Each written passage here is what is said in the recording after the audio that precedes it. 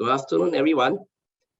Thank you for making time to attend today's event on the Splash Awards 2021.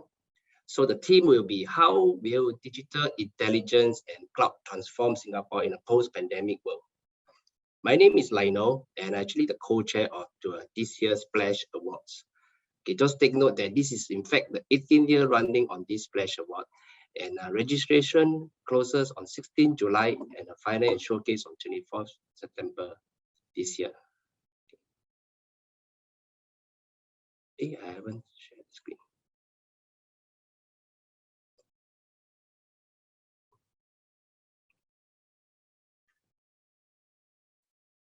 Okay, again, I mentioned this year's theme will be how will digital intelligence and cloud transform Singapore in a post-pandemic world.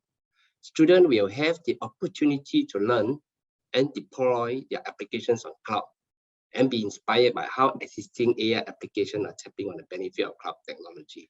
Okay, this will be the first ever student hybrid competition using both online as well as on-site platform for training, judging, and award ceremony. This competition aims to challenge all of you to develop ideas and utilize the cloud technologies and all the smart digital tools available to create impactful solutions based on the following sub-themes. Okay, we have community building, cybersecurity, in the space of education, family of lifestyle, finance, healthcare, retail, sustainability, transport, logistic, communication. Of course, in the last and final category, if it's not in any of this part, is open. It means let your mind free flow. The idea is for you all to innovate and create wonderful ideas and brilliant cloud solutions. Okay, and the category we have two sets: pre-tertiary, which is the secondary school, centralized institute, JC, that's for the pre-tertiary. The tertiary part will be ITE, polytechnics, and university. The eligibility to get into the splash, okay, will be each team should comprise of maximum 3 students from the same school, college, or institution. And your team must appoint a mentor, be it full-time, part-time teacher, or lecturer from your school, college, or institution, so that this mentor is able to provide guidance and assistance to you, and also well be the point of contact for the competition. And the competition is going to break into 3 different stages. The very first stage, stage A, close on 16 July. Think of the date. Okay, you have to form a team and submit your ideas to us before the deadline on 16 July. That's a stage A, submit your ideas. Of course, we welcome that you start building prototype even if you can. The stage B closes on 25th August. Okay, we will shortlist 40 teams and give them additional training in stage B. That means out of all the ideas they submitted, we will shortlist 40 teams, provide additional training, and this team who are shortlisted will proceed to work on the prototypes, okay, and prepare to present to the panel. Okay, during the presentation, each team will be allocated 6 minutes for presentation. Take note of the time, 6 minutes. Make full use of the time that you're given. And then there will be 4 minutes Q&A by the different judges. Okay. And then we move on to the final stage, stage C, which is the final and award ceremony on 24th September. We will shortlist 12 teams for the final. And the team shortlisted, the 12 teams shortlisted from the earlier stage B, 40 teams, will continue to improve on your prototype and present to the panel. Again, similar to stage B, each of the team, the 12 teams here, will be given 6 minutes for the presentation and 4 minutes Q&A by the judges. This is the most exciting part. The top prize The top prize for the winning team, pre-tertiary as well as tertiary, will get an Apple MacBook. And of course, some other cash reward for the second and the third team. Okay. Take note of the upcoming session. 2nd of July, Friday, let's idea together. It's an online workshop this Friday, 3 to 6. And next week, 7th July, 3 to 6, there will be another online workshop on building a cloud-based application 101. There's a QR code there that you can scan and look for more upcoming events. And of course, if you have any inquiries, you can certainly email to splash@scs.org.sg. Let me share some of the past year events. It's very interesting. This is 2018. The Splash Award was graced by our Senior Minister of State, MCCY Seaman. So you can see the award-winning team. They're all so happy. So it's very interesting. And more pictures here. This is 2019, graced by IMDA Chairman, Mr. Chang Yin Kit. And last year, 2020, because of COVID, so as you can see, we were doing quite a fair bit of things online. So it was graced by Minister of State, MCCY Alvin Tan. So this year will be 2021, and I hope really to see your photo up there. Thank you. And today, we have two distinguished speakers from the healthcare industry. Oops, sorry, a second. Give me a second. Two distinguished speakers from the healthcare industry to share with everyone on IT innovation in healthcare. They are Professor Thomas Liu, Group Chief Data and Strategic Officer from National Healthcare Group, and Mr. Peter Forbes, Group Chief Digital Officer from National University Healthcare System. Let's welcome Prof. Liu to give his presentation, and then followed by Mr. Forbes will share his presentation as well. Prof, I pass the session to you. Thank you. Thank you very much, Lionel. Can you hear me? Yes, loud and clear. Okay, good. So let me just share my slide. Are you able to see my slide? Yes. Okay. So again, thank you very much, Lionel, for inviting Peter and me to this seminar, and also to welcome our enthusiastic friends under the auspices of the Singapore Computer Society.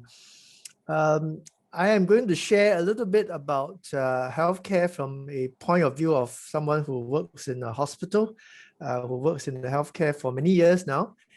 And maybe some of this sharing will help all of us to appreciate better what we can do to improve the health of our country and improve your chances of winning those top prizes.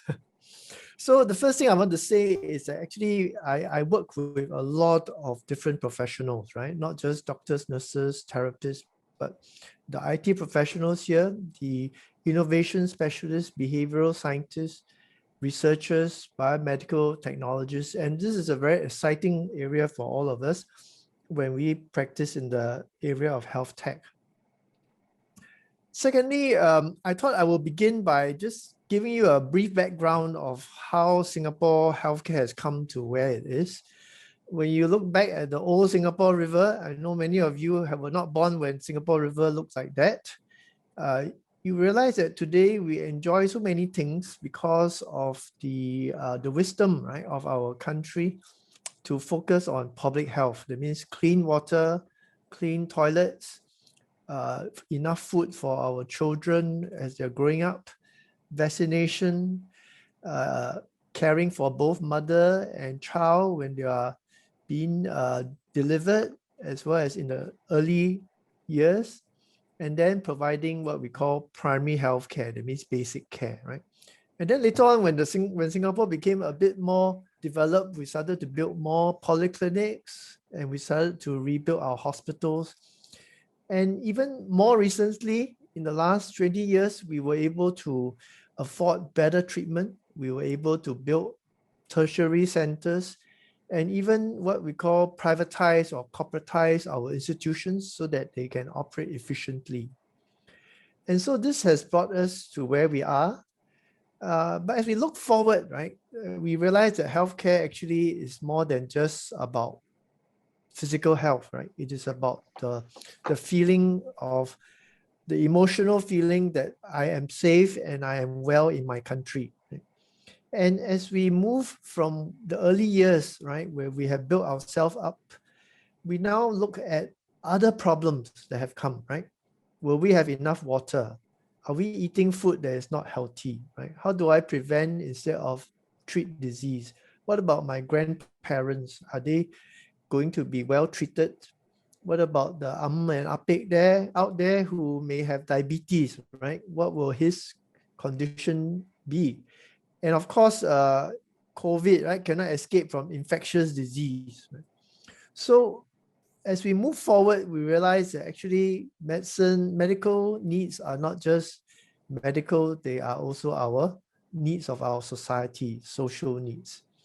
And so when Minister Gan and Minister Ong both promoted the idea of 3 Beyonds, the tagline is beyond hospital to community, beyond healthcare to health, beyond quality to value. So what do they mean?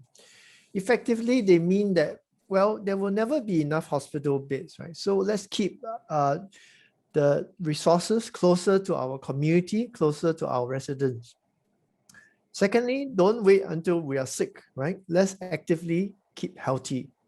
And last but not least, can we achieve better outcome at lower cost? Now, there's another way of looking at this concept, right, which is what we call the triple aim in healthcare, right? So when we look at health strategies, we ask ourselves, how can the whole population be healthy?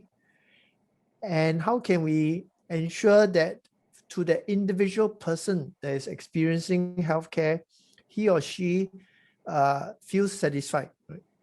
And last but not least, how can we make sure that we can provide health to the whole country and to that one person at a cost that is not going to bankrupt the person, his family, or the country? So these are the triple aims, right? And in Singapore, you know, everything, we are very particular about what we pay for. If you are patients, you want to go to a hospital, which is the provider, you make sure that the hospital give you good care and quick care, right, at low cost. On the other hand, if you're the government, you make sure that the patient receives good care at low cost, and then the government will make sure that we as healthcare providers do not charge our patients too much, right? And some of you will find this very interesting video published outside of Singapore, actually, that explains our health financing policy very, very well. So take a screenshot if you want to access this YouTube on how we finance our healthcare to be one of the best in the world, right? So the reality is that there are some burning platforms that we need to deal with as we move forward in the 21st century. Firstly, there are many older people in our country, and many of them are not so fit and they require a lot of care, right? And how do we take care of them right now? Then there are others who are going to be increasingly going to fall more sick if we do not prevent their illness from getting worse, right? So that's the second wave of the health tsunami that is coming after the first wave.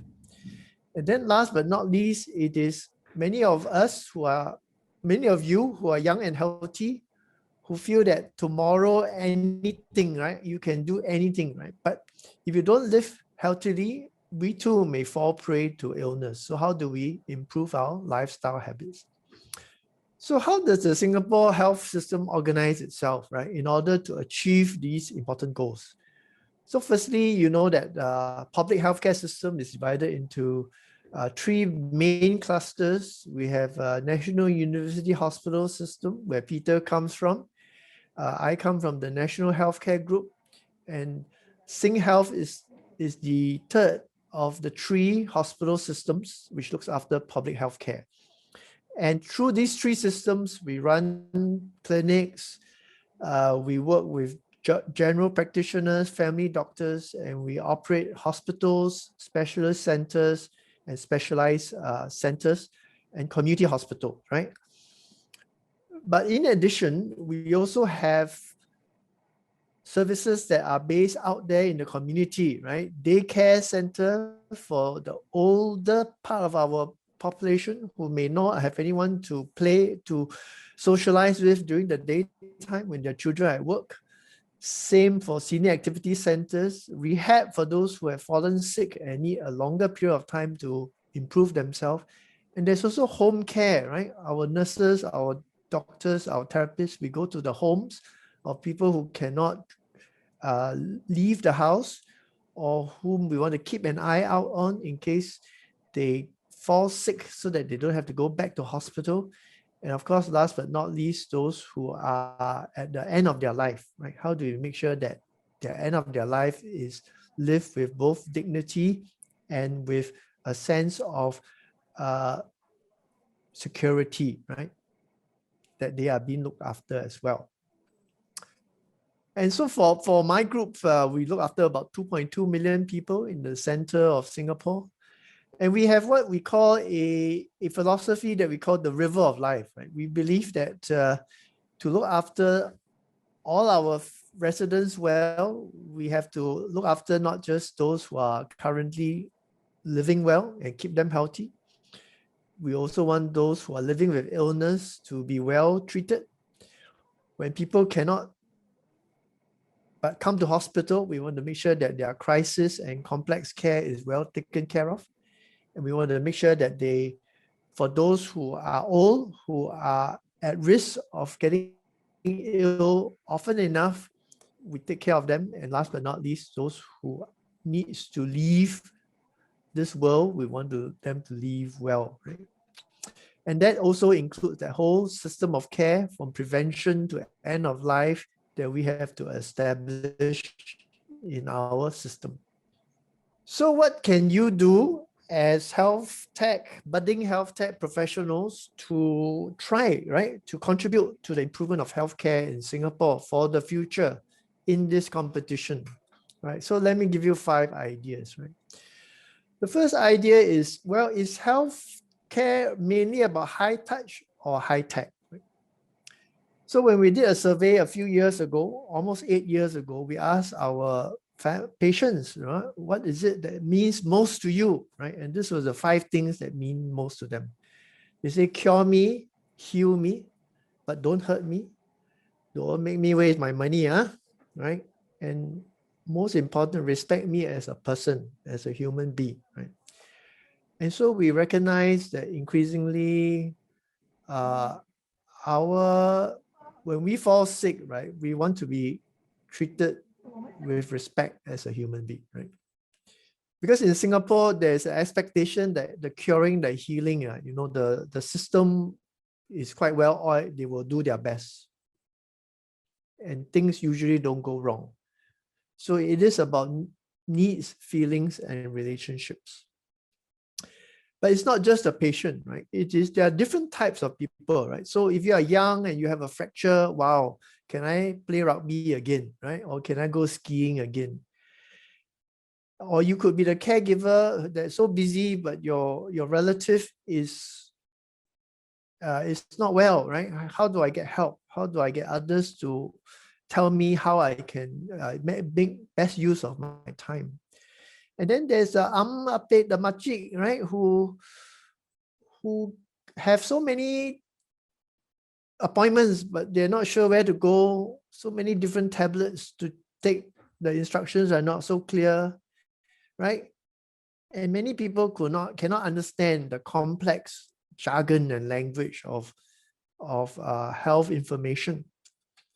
And then what about the person whose relative may have a serious illness and they're worried that their genes are also potentially put them at risk? What can they do? How can they find confidence, right, that they too are taken care of, right? And of course, we talk again about that ape, right, the old gentleman who needs reassurance that at the end of their life, they will not be abandoned. So high tech or high touch, you decide. It can be both. Okay. Secondly, realize that during the gold rush in the 19th century, the people that really struck it rich was not those who went to dig for gold, but those who built the railway system, the railroads. So when you think about your own contribution, right, in healthcare, you now start to realize that actually safety and quality, as I mentioned before, is actually in our DNA, right? And whatever we do to improve safety and quality in healthcare is going to be extremely valuable. Right? We talk about things that are already very safe, right? Like flying on a holiday, flying in a plane on a holiday if you can, right, these days. Or even taking a MRT station, or even in many countries, the nuclear plants are extremely safe, to very dangerous activities like mountaineering or riding in a helicopter. So healthcare is very much moving to the right, moving towards a 3 in a million chance, right? Or 6 standard deviation, 6 sigma level of reliability, right, for the services that we deliver. And how can you contribute in health tech to make it even safer, even of higher quality? So when we operate in a hospital, we actually, it sometimes seems as though we have to operate both like Changi Airport and like an aircraft carrier, right? Because when someone comes to us for a difficult solution, they expect the most deliberate care to be provided to them, right? And we provide solutions, right? Our tertiary institutions provide solutions to treat the most complex condition. On the other hand, when someone crashes into our emergency department, right, we have to be ready 24/7. Right? So we use a lot of the industry that is very common in other parts of manufacturing, in other parts of process industry, whether it is centers of excellence, whether it is reliability engineering, or whether it is the use of standard work, failure mode analysis, and lean systems to create very, very reliable processes time and time again, right? And this is how you can also think about your projects in terms of your contributions. Third idea, right? Does it really have to be big improvement, or can it be small improvement? So back to the Singapore River, right? When our founding government decided to clean up the Singapore River, right? Remove the sampans, clean up the sanitary, change the industries here into safer and healthier places for people to work, live, and entertain, right? The idea is to do the right thing, right? And that's very important in healthcare as well. Sometimes doing the right thing comes before there is an economic reason for doing the right thing. But today, as you know, our Singapore River is clean. And not only is it clean, it is no longer a river, it is a reservoir. And the reason that it can be a reservoir is because the technology for reverse osmosis and desalination became reasonable enough at the cost in which it is now possible, right, to drink the water. And of course, it became a burning platform for us when water became an issue of national security, when all over the world, other countries, our neighbors, our traditional sources are themselves at risk of their water supply. So do the right thing first. And many of these ideas that you have may not be as profound, right, as what we just spoke about when it comes to changing all our rivers into reservoirs. And those are what we call visionary ideas, right? But many of our ideas can start with things that we see around us, things that we feel are not going so well. We try to adapt, we try to react to them, we try to improve the system and solve the problem, right? But if your idea, right, is going to change everything, right? If you have something, if you have a spark there, you say, why must it be done this way? Can it be done differently, right? Then it becomes generative and you come up with something very special. Next let me just turn very quickly to data, right? Traditionally, a health system is very rigorous when it comes to doing trials and studies. And we do a sample, right? Whether it's 1,000 patients, 100,000 patients, you have heard about vaccination, the vaccination story, you will understand how important medical trials are. But as you go into the other types of data that's driven by technology, you realize that now you have big data, right? Where the number is everybody, all residents of Singapore, right? All residents of NHG. And then you have the data of one person, his genes, right?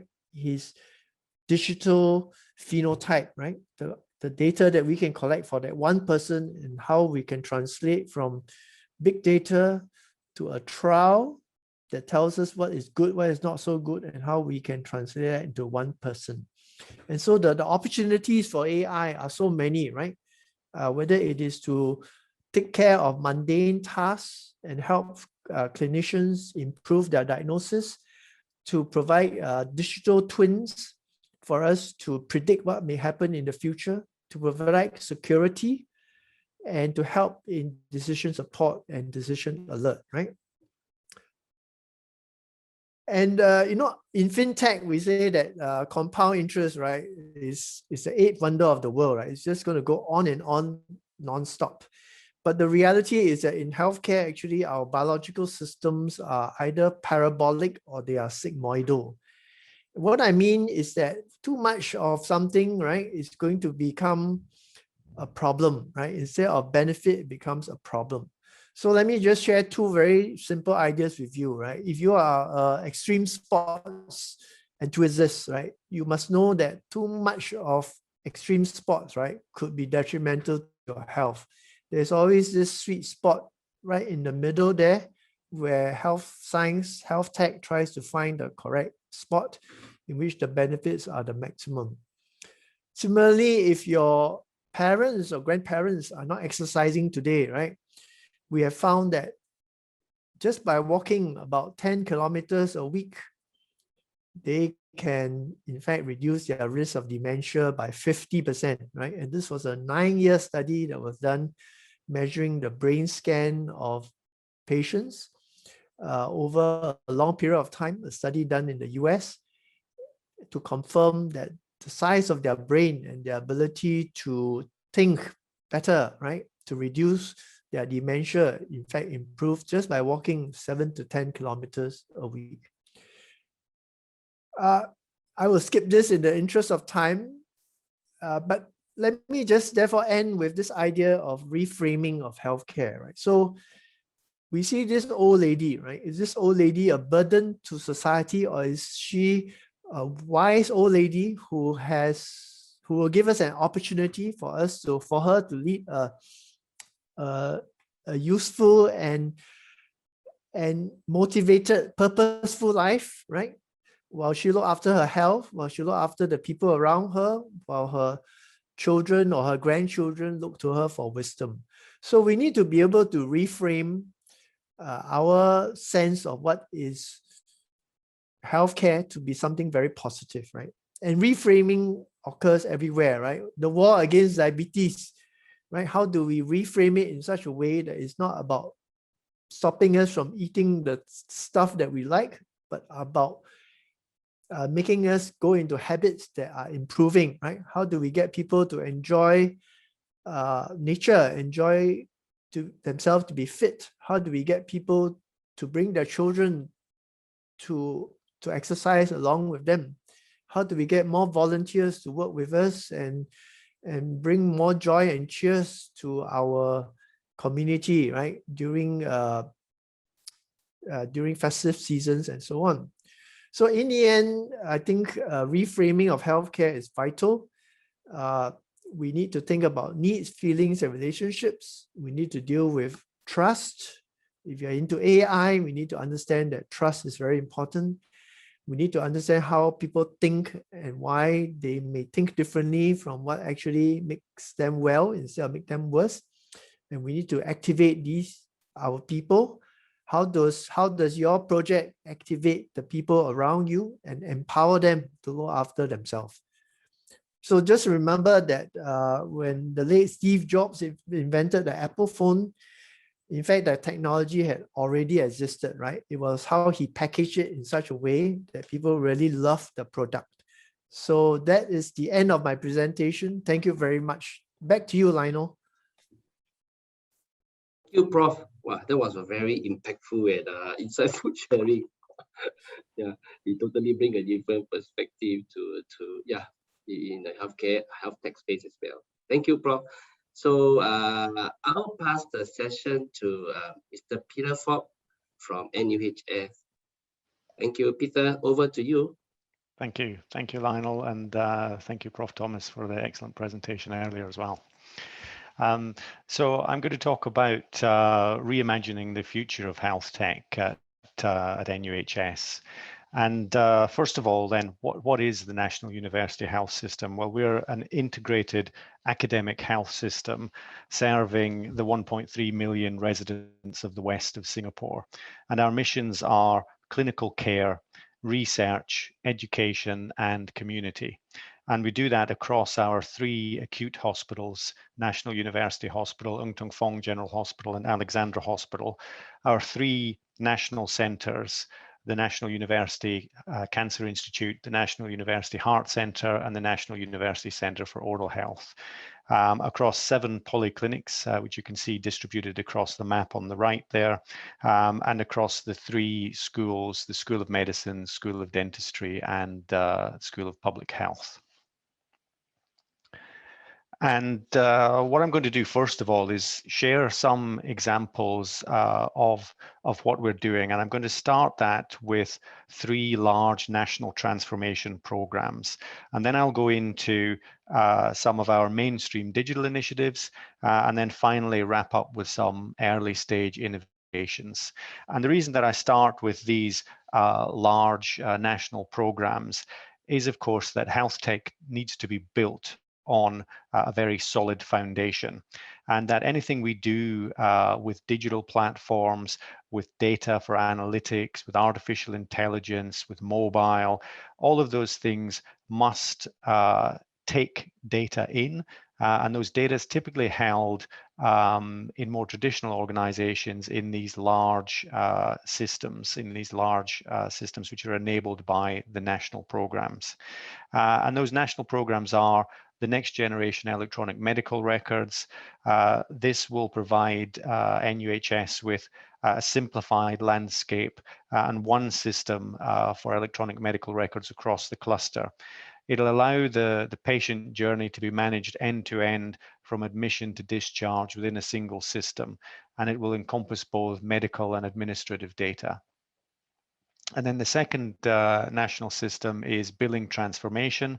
This will provide a national charging platform and a harmonized set of accounting systems. It will improve transparency, provide a unified bill format, streamlined billing process, and simplified landscape of those billing and accountancy systems. And then finally, there's the national harmonized integrated pharmacy system, which will give a standard pharmacy system across the cluster and reduce manual processes. So these systems are all ongoing in terms of implementation at the moment.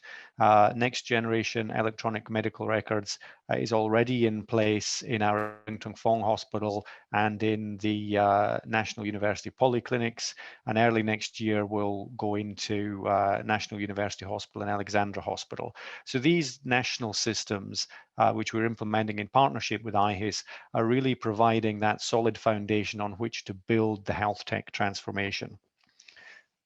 And they'll be important to provide both data and transactional support to any digital initiatives which sit on top. And so now what I'm going to do next is talk about one of our most strategic digital initiatives. This is the One NUHS app. So this is our patient-facing digital front door into the National University Health System. And it will improve our patient experience and provide a unique NUHS service experience. And what it will do is allow patients to take care of their own health, to access information which can help them to manage their health, and also provide them with an improved experience as they go through their patient journey.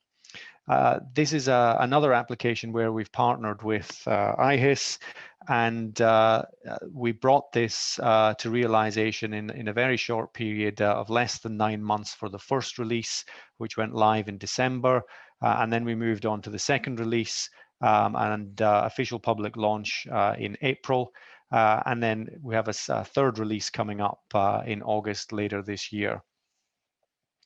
So what patients can do in the One NUHS app at the moment is they can manage their appointments, they can register ahead of time before coming into one of our institutions, and they can receive a queue number.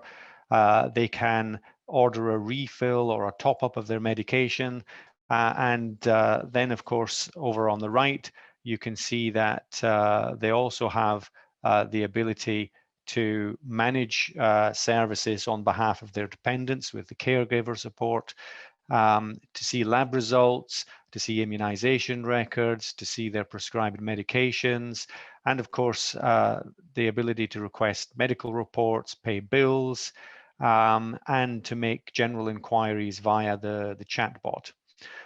In addition, we're beginning to build in population health functionality. So we have in there My Health Map, which is a screening and preventative care program based on clinical evidence. And so what that does is it allows patients to answer a series of questions, find out which screenings they need to complete, and then to book appointments for those screenings. So enabling them to get those screenings and then have those help them stay healthy and identify any potential early problems or indicators of problems ahead of time. So this One NUHS app then really in its current form is providing a foundational capability of all those regular transactions which patients need to perform in their interaction with the healthcare system. And then what we'll be doing as we go forward is building on that with additional features and functionalities specific to NUHS, which could be more preventative in nature, for example, and which can help again smooth the patient's journey and really have the best possible journey as they go through the healthcare system. The next example I'm going to share is again a further mainstream example of robotic process automation. So this is a journey which we started again together with IHIS back in 2018, and it was the first healthcare provider solution for robotic process automation. So we brought that in to help with our billing adjustment workflow, which you can see over on the right there. And before we introduced RPA, really this was a very manual process, which required a lot of investment of time from our finance team to go through all of those steps, each one manually, and to adjust the bill in that fashion. After introducing RPA, we managed to automate all but one of those steps, which is the approval step, and to have the robot perform all of those, and so make a huge reduction in manual effort. And then while that process was put in place, when we came to be running the dorm operations during the height of COVID, we realized that RPA could also help with that process. So what was happening at that time was that in the dormitories, we were having to swab test large numbers of dormitory residents of foreign workers. And each resident, when they came forward for swab testing, had to have a new entry created in SAP in the back-end system. And then, of course, for that new record to flow through into the National Electronic Health Records. And so this was all being done manually and again was very time consuming. And so what we did was, again, in partnership with IHIS, work to put robotic process automation in place. That was done very quickly over the period of 6 days, and it reduced the time for each new entry from 120 seconds down to 30 seconds, which made a huge difference in terms of the manpower required to do that registration of the workers being swabbed. And over 3 months, that helped create a great saving of 282 man days. So this is just one example of how technology can help. And technology that, often robotic process automation is typically thought of in terms of finance use cases, financial close, for example, at the end of the month. And so this is an example of how it can be applied more directly to a healthcare example. The next example that I've got is one of the ones where we're looking at earlier stage innovations. So in our Alexandra Hospital, which is our Center for Innovation, one of the things that we're planning to have is smart wards. And these smart wards will be a sandbox for the evaluation of market-ready solutions. And so the aim with the smart ward is that we would take new technologies into the smart wards, technologies such as the robotic nursing assistant, which you see over on the right, which would be able to automatically perform vital signs measurements, to automatically navigate around the ward, to be able to provide items to the patient which have been requested via a nurse call, and to even to deliver medications to the patients. And so the smart ward will provide a real world environment in which these technologies can be tried out.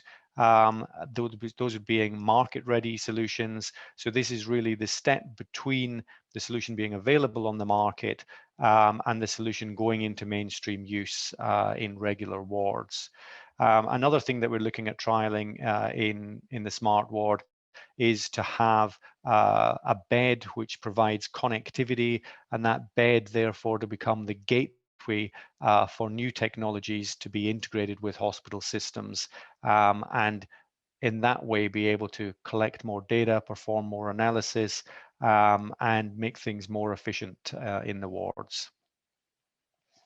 And then finally, I'm going to touch upon holomedicine. This is something which is currently in trial and evaluation stage, and it's a mixed reality solution or an augmented reality solution where we're using Microsoft HoloLens 2, and you can see in the picture there that it's able to overlay virtual images onto a physical situation.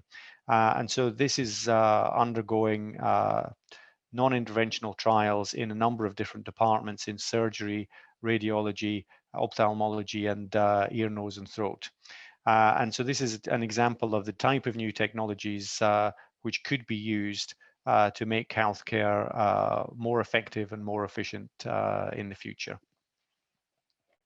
So that brings my presentation to a close, and I'll hand back over to Lionel again. Thank you. Thank you, Prof. Thomas and Mr. Pops for your insightful sharing on how technologies can help to improve nationwide healthcare. Thank you. So let me I have some slides to share as well. Give me a second to do presentation.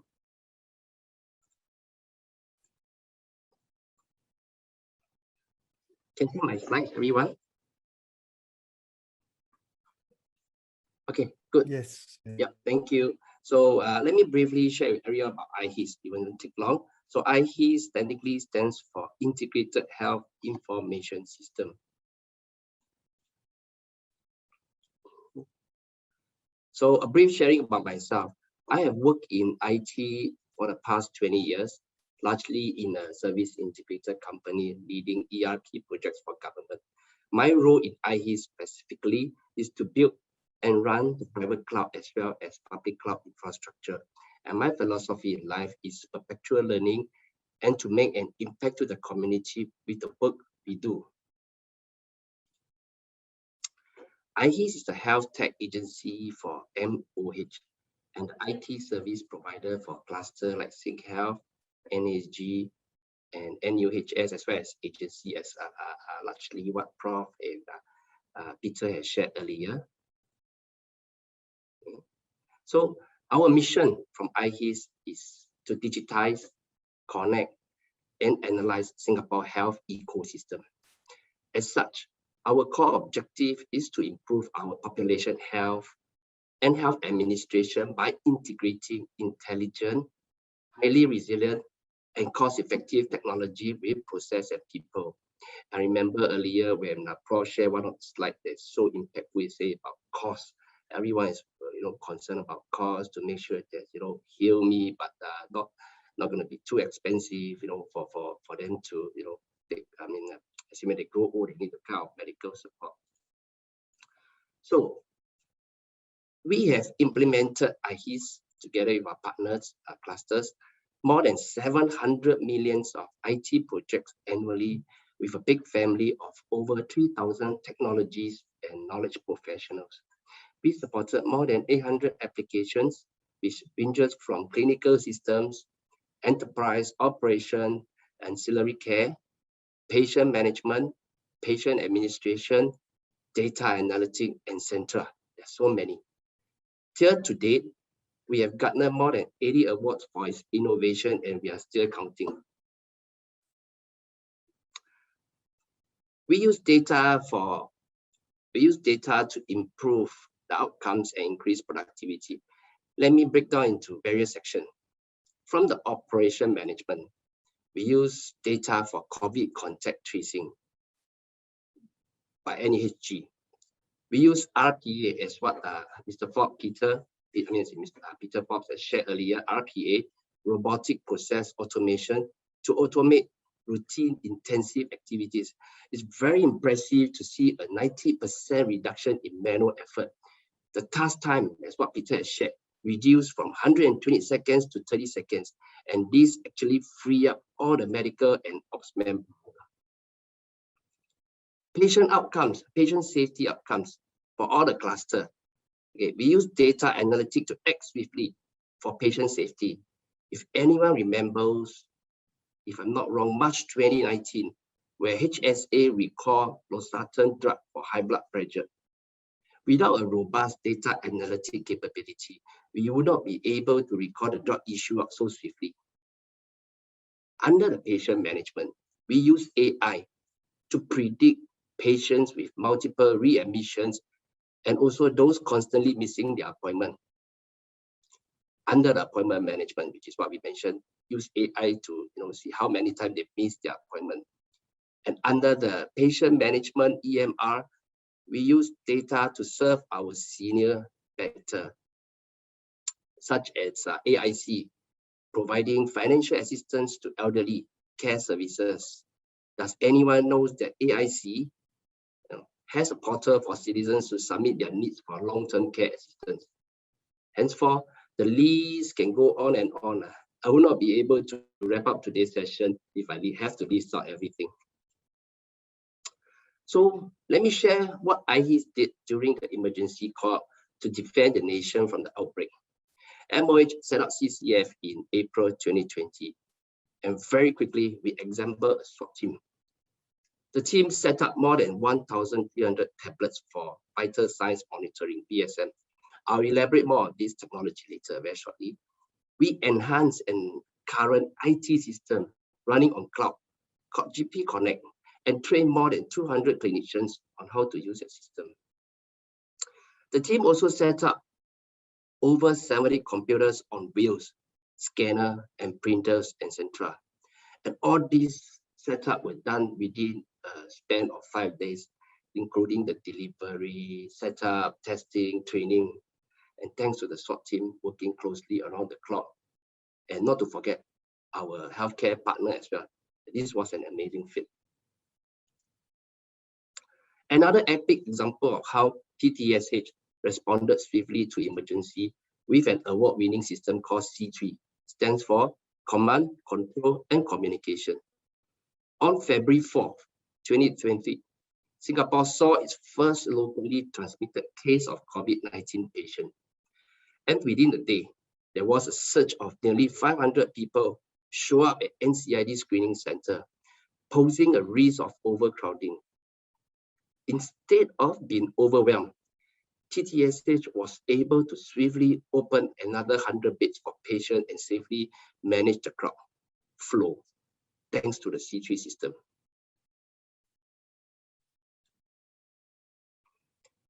Another example of how technology helped the healthcare.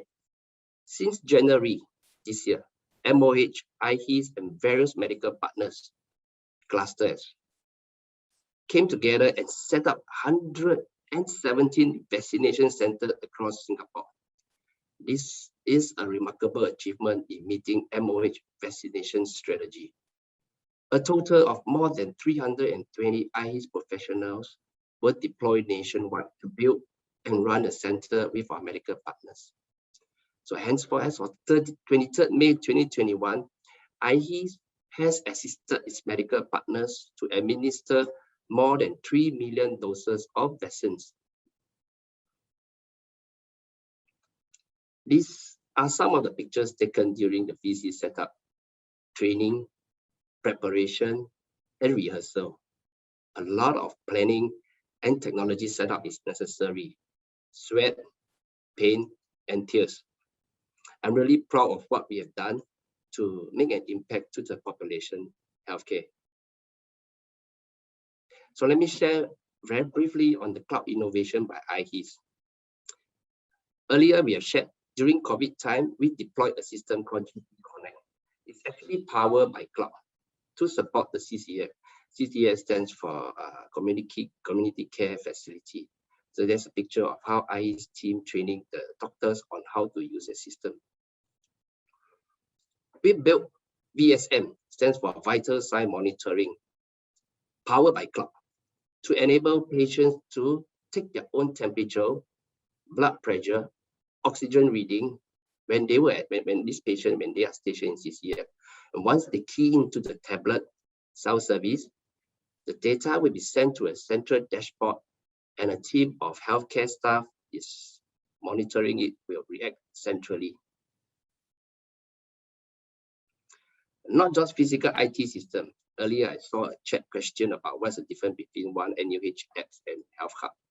So not just a physical IT system, IHES also integrates the data collected and conveniently make available to every citizen through mobile apps. Do you know that you can use your Health Hub apps to view your vaccination records? Henceforth, the key message to bring back in the cloud innovation, speed is key, deliver the experience, deliver the efficiency, and is location agnostic. This slide is to share some of the new apps IHES is also building on the cloud, up and coming, such as chatbot. Peter mentioned a bit on this as well, to assist the healthcare administration. This will help nurses, clinicians to comb through large volume of data using simple keywords such as protocol, procedure, drug information, e-directory, etc. Nurses can just use the chatbot and find out who is the contact number for the medical officer that's on duty and contact the person, things like that, instead of having to log into intranet and find out. So I love HealthTech. This is very interesting. So hashtag proud to work in HealthTech. That's me. I hope from my sharing as well from Prof. Thomas and Mr. Peter, you can see how impactful and meaningful it is to work in HealthTech. There is a constant challenge in finding ways to help patients and clinicians. It is also extremely critical to maintain a high level of IT operation uptime so as to ensure patient safety.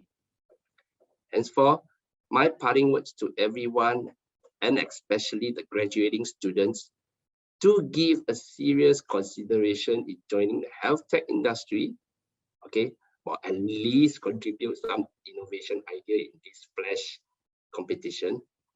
Your talent in IT will benefit the health of your loved ones and friends.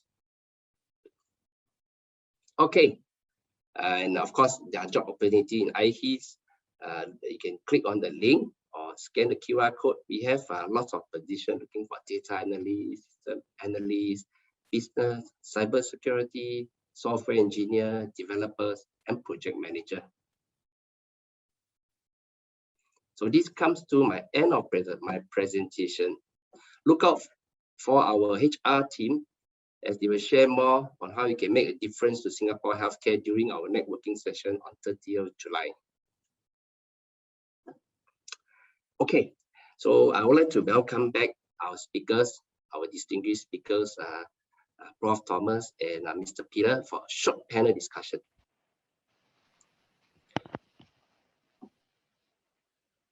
For a start, Prof. Thomas and Mr. Peter, what advice would you give to the young minds out there who are interested in pursuing a career in health tech? Well, tough question. Maybe I'll begin and look to Peter to come up with some strong advice as well. I think what I come to realize in healthcare is that there are many stakeholders, right? So, and basically it is a multi-dimensional area of work.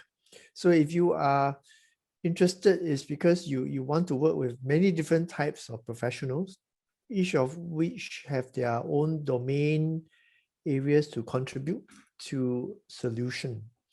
And the solutions and the problems that we face are sticky problems. That means difficult problems, right? If they were solved yesterday, we would have copied it and started doing it. But they are difficult because firstly, we have to customize and individualize them and localize them. And I feel that the stakes are very high when we start to deal with these problems. So the advice is that if you are really interested to do something meaningful, right, this is where you really want to be. And this is where I think if you're interested to work with different people who are very passionate about their work, and sometimes the passion can be very, very temperamental, right? People can be quite strong in their views, but that is part of why it is so interesting field to work in. Yeah. Thank you, Prof. Yeah. Building on that, I think as Prof. Thomas explained, it's a very diverse field. There are many different specialties. There are many different challenges in different areas which technology can help to address. And it is an area, an industry in which there's going to be an increasing need for technology going forwards to address some of those challenges that Prof. Thomas presented around. So, those being changing demographics, aging population, associated with that increasing levels of chronic disease, and all of those are things, particularly in the chronic disease space, which can be managed and which technology can play a role in managing. So I would say to the audience, consider healthcare as a very interesting area with real challenges which can make a big difference to the nation. And also, of course, those things make a big difference to your family, to your friends as well, because we all have healthcare needs. And in thinking about healthcare, I would encourage the audience to take a patient perspective or a people perspective, and remember that when you're thinking about healthcare, we are often talking about a slightly different user community than you are in other industries, who have specific needs that need to be considered.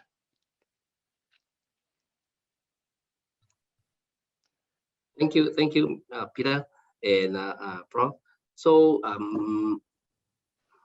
my next question: any advice for the students to brainstorm or area of research to generate ideas in the healthcare industry?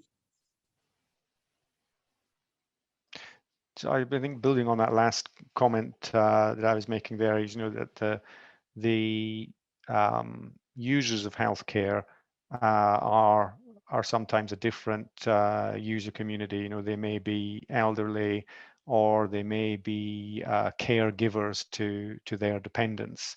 And so one area in which you could look, of course, is the area of population health in terms of preventative.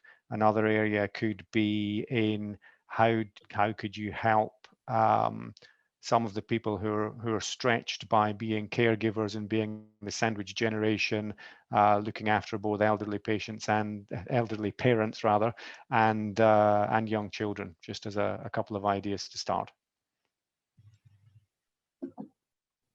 Yeah, so absolutely right, Peter, that actually when you want to generate ideas, you have to look around you, right? I think that is the best way to start. So if you have an elderly grandparent, for example, right, then you talk to them, find out a little bit more about what their needs are.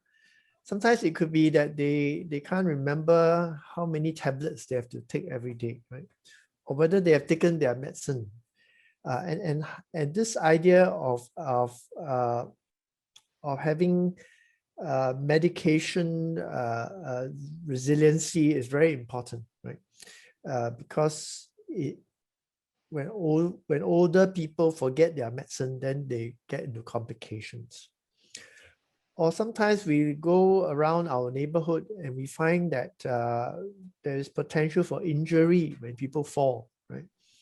And there's a very interesting project that we had done in the north of Singapore, where we are able to use geospatial analysis, right, to pinpoint the different parts of our neighborhoods in which many of the people are at risk of falling and fracturing their hip. And if you talk to older people who fractured their hip, before they fractured their hip, they were perfectly well. After they fractured their hip, then they suddenly felt old. And so clearly, right, it is important for us to understand the interplay between the environment and the promotion of wellness and safety. And I think the last idea that we are all very concerned with today is security, right? We are using and relying so much on health tech, so much on not just computing power, but increasingly on the cloud. And yet there are many players who are trying to exploit that from a security point of view. So how can you make things safer? How can you ensure that privacy of the individuals who contribute their information to health can be protected, right? How can you make sure that I share my information with my doctor, my therapist, or even my social worker because I give them permission? So this is another area, I think, important area for us to develop this sense of confidence that the health system, that the health tech system protects the privacy of our information. Thank you, Prof. Thomas and Peter, for your very wise advices and valuable time today. Speak to every one of us here, and also to the students taking part in this competition. All the best to the students, and may the best guy wins. Thank you. With that, I will close today's session. Thank you very much, everyone. Thanks.